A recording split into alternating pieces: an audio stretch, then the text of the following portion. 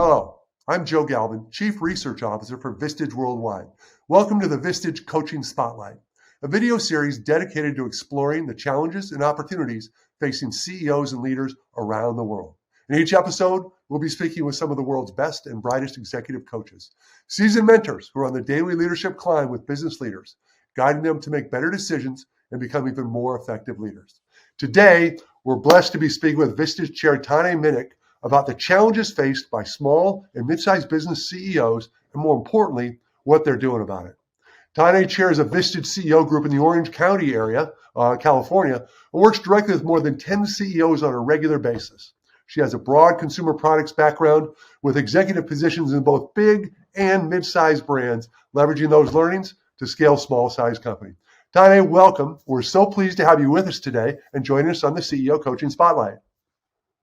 Joe, I'm such a fan. It's a pleasure to be here. Thanks for the invite. Well, great. Tell us a little bit about your leadership climb. You've had executive roles in a variety of companies.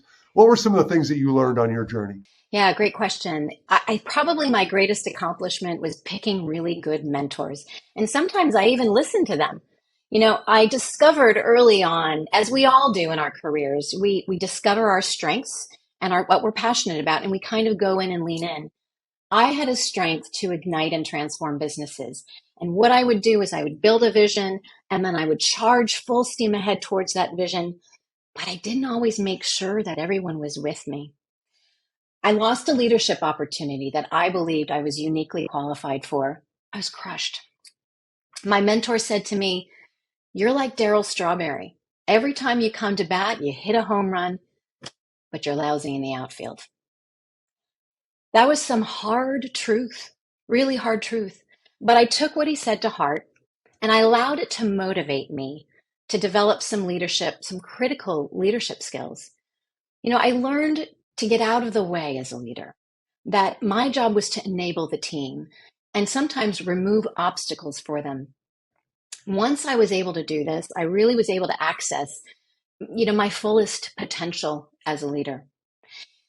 In my email signature, I have a quote from Nelson Mandela, imprisoned falsely for 27 years. "I never lose. I only win or learn." The sooner we learn to embrace the discomfort, the sooner we get to embrace the learning. Tanya, that's such a powerful learning. Well, tell us as we transition a bit. You work with CEOs, small and mid-sized business CEOs, Orange County area, every day. What's top of mind for them right now? What are they talking about? What are the challenges they're facing? Yeah, I think learning to navigate this incredible ambiguity we're in right now. We have so many of the same macro issues: COVID, war, supply chain, inflation, recession, AI, bank failures. I mean, Joe, it's a little bit like whack-a-mole out there right now, right? Once you learn to deal with one, another one pops up. The distractions are relentless. So how to identify and prioritize these issues right now is what they're challenged with and focused on. How do they do that? How do you, when they're, again, you have so many forces and so many factors we've never dealt with, in addition to the old demands of their business and their market and their customers, how do you manage that? How do you prioritize that? Well, I can tell you that some of them, what they're doing is looking at the internal issues versus the external issues. And so internally, building their culture of trust, right? How to attract, retain, and develop for future growth. And externally, how to expand the business in a marketplace. But honestly, they're also navigating these issues with their peers, talking about it, sharing their best practices and their best learnings. And that raises their own level of intelligence. So as they look at the challenges that they're facing, what do you think the one, two, or three top ones that they're dealing with right now in this world of ambiguity and challenges of prioritization you mentioned? Yeah, I would say that building a culture of trust and learning to navigate the marketplace, right? So prioritizing the marketplace. How are they going to grow and expand their company? Several of them are acquiring new businesses. Several of them are thinking about acquiring businesses. Some are expanding into new product lines. Some are expanding into new territories. So they're focusing in on those. Well, it's difficult when you're in this world of ambiguity and the economic metrics are moving all over. How do people find that pathway to growth? And in some situations, they've grown a lot.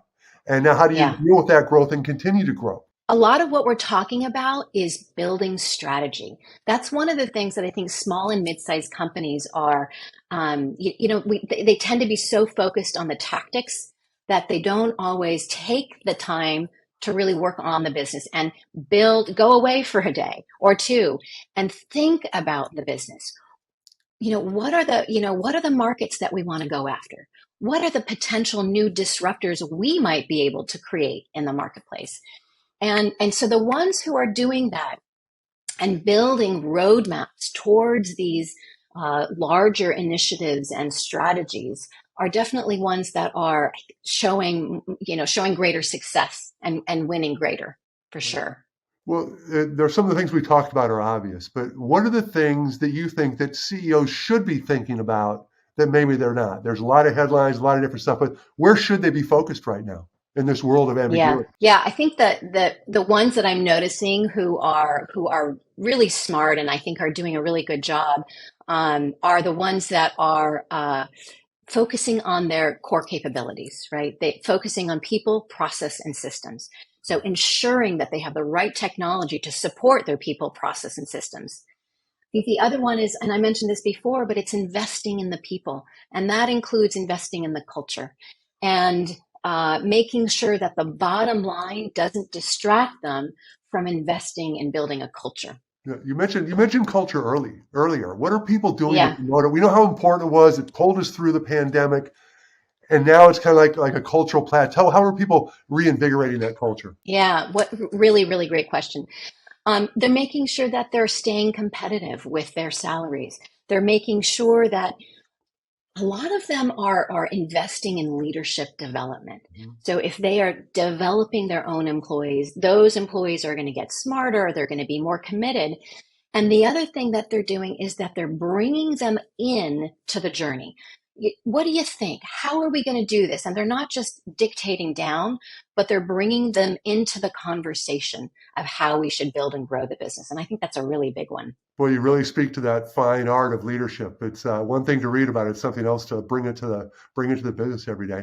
Well, listen, our time's running short. Are there any final thoughts you want Okay. to share with us before we say our goodbyes? Yeah, I think of think of a line from the movie Alien when all the aliens were attacking the ship and they were coming in through every porthole. The direction from the commander was stay frosty and alert.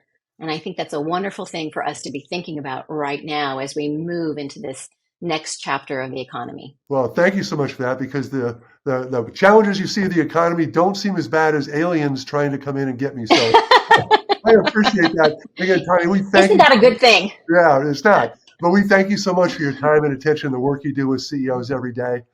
And thank you for watching the Vistage Coaching Spotlight. If you enjoyed this talk, be sure to share it with colleagues who you think will find it valuable. For more information and guidance on the top issues you're facing as a leader, please visit www.vistage.com. That's www.vistage.com. I'm Joe Galvin, Chief Research Officer of Vistage. Thank you for being part of our session today.